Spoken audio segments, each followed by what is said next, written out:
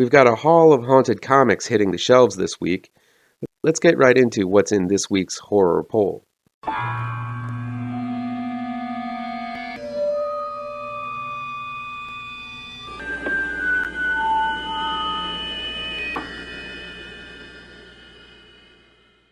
Welcome back to ML Miller Frights. I'm ML Miller.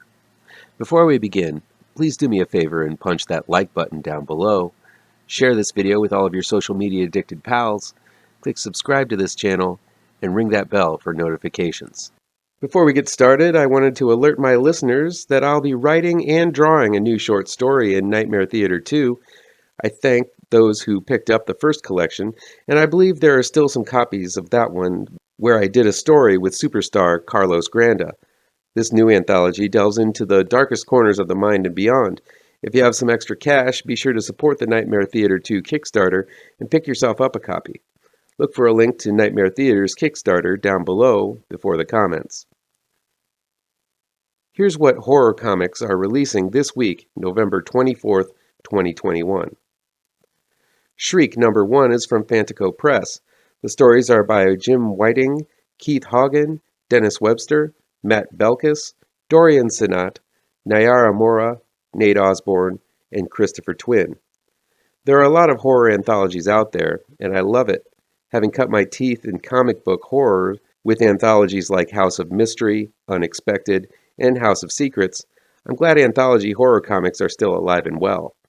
Fantaco has gathered up a group of talented creators to bring forth stories of female vampires, serial killers, werewolves, evil samurais, and more macabre tales destined to keep you up at night. Tales from the Dead Astronaut #1 is from Source Point Press.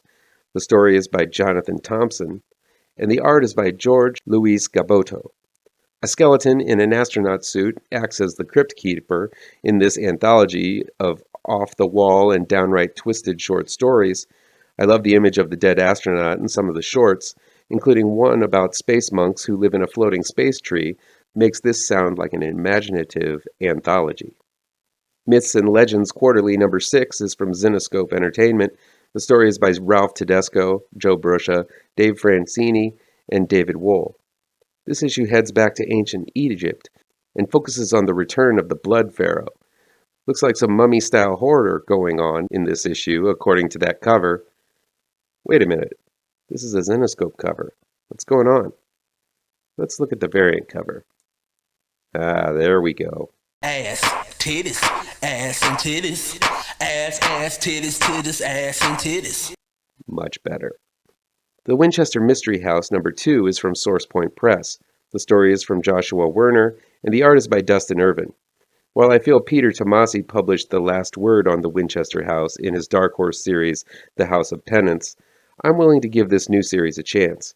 It seems to be going for a spookier route, with all kinds of mysteries lurking in the dark corners and passageways of the famous haunted mansion. The story behind the Winchester House is a fascinating one. I'll check this one out, but the tale has been told amazingly before, and it's going to have to be something special to top Tomasi's story. Still, I'm willing to give the Winchester Mystery House a shot. Tom Holland's Fright Night #1 is from American Mythology. The story is from James Kuhoric, and the art is by Neil Vokes and Cyrus Mesarcia. Tom Holland is approving this spin-off series set in the Fright Night universe, so I say sign me up. While Fright Night 2 wasn't unwatchable, I think the original offered some solid characters worth expanding on in the comics. It'd be great to see what Charlie and Peter Vincent are up to next. And it looks like Jerry Dandridge is back too, which can't be good news for our would-be vampire hunters. Horror Comics #9 is from Antarctic Press. The story and art are by David Hutchinson. It's another horror anthology. I'm excited about these mainly because it gives up-and-coming horror writers and artists a shot at telling concise but terrifying tales, and if you don't like one, you can just move on to the next story. At least one of them have to be a pleaser. This issue brings forth the Jabberwock, the latest creation from Teether writer David Hutchison. Cherry Blackbird #5 is from Scout Comics. The story and art are by Joseph Schmalke. Cherry and her band have one last demon to bring back to hell in order to retain her soul. This rock and roll horror spectacular wraps things up in this issue whether Cherry pulls through or not. Nita Hawes' Nightmare Blog number 2 is from Image Comics. The story is by Rodney Barnes, and the art is by Well B. The Nightmare Blog has its first caller, and it's a rocky start when the caller is found in pieces. Nita has to form a tentative alliance with the cops to get to the bottom of the mystery. This is a spin-off of the hit series Philadelphia, which I plan to catch up on over the Thanksgiving break. I'm looking forward to reading that and then delving into this expansion on the universe. The Vengeance of Vampirella number 24 is from Dynamite Entertainment. The story is by Tom Snigoski, and the art is by Kuber Bal. Vampy finds a new special purpose as she does battle with the servants of the Dance Macabre in a walled-in city called Sepulchre. Sounds like this one needs to be read with some metal cranked up in the background. Sources say there will also be a cameo by Ass and titties. Two Moons number 7 is from Image Comics. The story is by John Arcudi, with art by Giovanna Nero. Horror Western mashups are few and far between, but acclaimed writer John Arcudi is delivering a good one filled with Native American folklore doing battle with American Army troops. This particular issue unleashes Cheyenne ghosts along the prairie. This series has fantastic art and a rock-solid story. It's rugged reading for true Western horror fans. Serial number 8 is from Abstract Studio. The story and art is by Terry Moore. Zoe, our teenage genius serial killer hunter, is hot on the heels of this newest serial killer who has almost completed her list of victims. With the final victim under police protection, it's a race to see who gets the killer first, the cops or Zoe. This series is told in the traditional Terry Moore style, blending insightful stories with insane characters. Vinyl, number 6, is from Image Comics. The story is by Doug Wagner, with art by Dave Stewart. It's serial killer versus serial killer, as the fragile truce between homicidal maniacs shatters. This one's going to be a fiery climax between the two most deadliest murderers, with classic jazz playing in the background. I love the teddy bear-faced killer. It's super creepy. The Last Book You'll Ever Read, number 4, is from Vault Comics. The story is by Cullen Bunn, with art by Layla Leitz. Olivia has predicted the apocalypse, and every monster and nutcase is out to get her. So of course it's prime time to go out on a book tour. With her bodyguard trying his best, will the evil forces be successful at taking out this prophet of doom? Find out in this issue. Moonshine, number 28, is from Image Comics. The story is by Brian Azzarello, with art by Eduardo Riso. It looks as if this might be the bloody conclusion to the final arc of this series about the mob, liquor, and werewolves during Prohibition times. I haven't been following this one. Has anyone else? Is it something I should dive into now that the series is wrapping up? Let me know. I do love me some werewolves. Task Force Z, number 2, is from DC Comics. The story is by Matthew Rosenberg, with art by Eddie Barrows. I just read the first issue of this series, and it proved to be a fun riff off of Suicide Squad and DC Undead, as Red Hood attempts to wrangle a bunch of Batman's most monstrous foes who are no longer living and have returned as mixed-up zombies. The first issue had the squad take on Mr. Freeze. I'm looking forward to see what new kind of undead villain will pop up next. Redneck number 31 is from Image Comics. The story is by Donny Cates, with art by Lisandro Esteran. Redneck looks promising. I honestly have no idea it was still going on. I think I remember liking the first issue a lot, but I fell off this title for some reason. I'm looking forward to catching up with this series that blends hillbillies and bloodsuckers.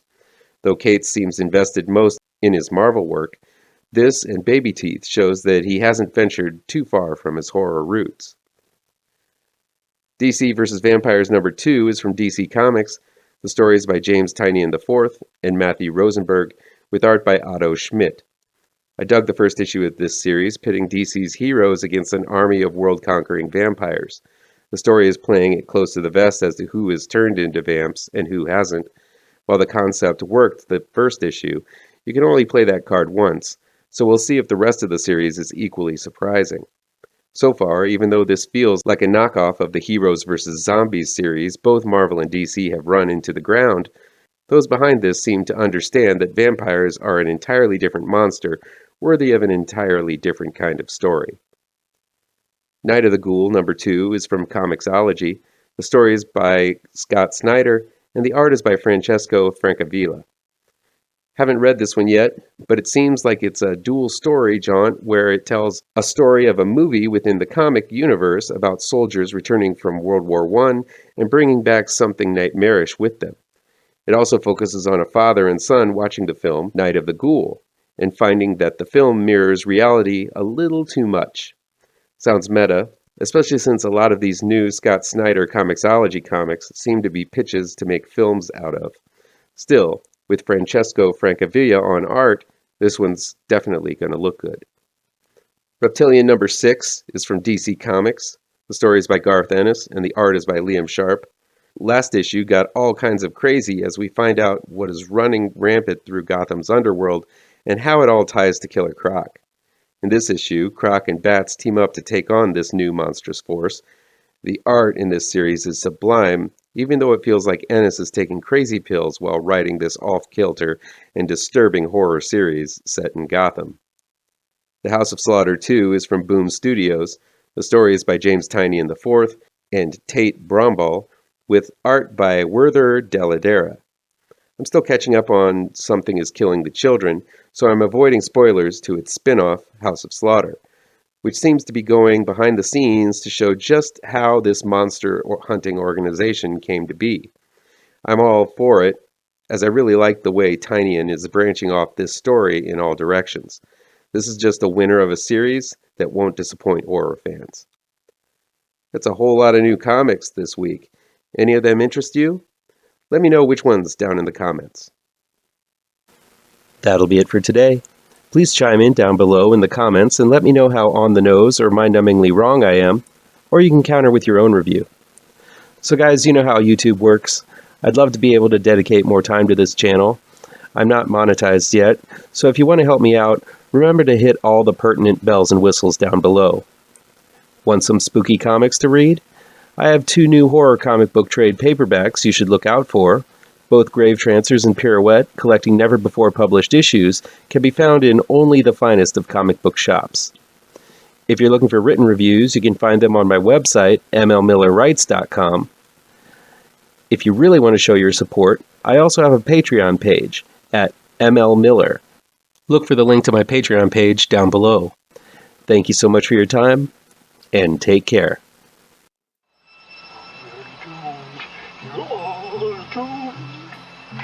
You're doomed to live the life you're meant to be, stuck inside your reality. You're doomed. Oh, you're doomed. You're doomed. God live the life that you are meant to live inside.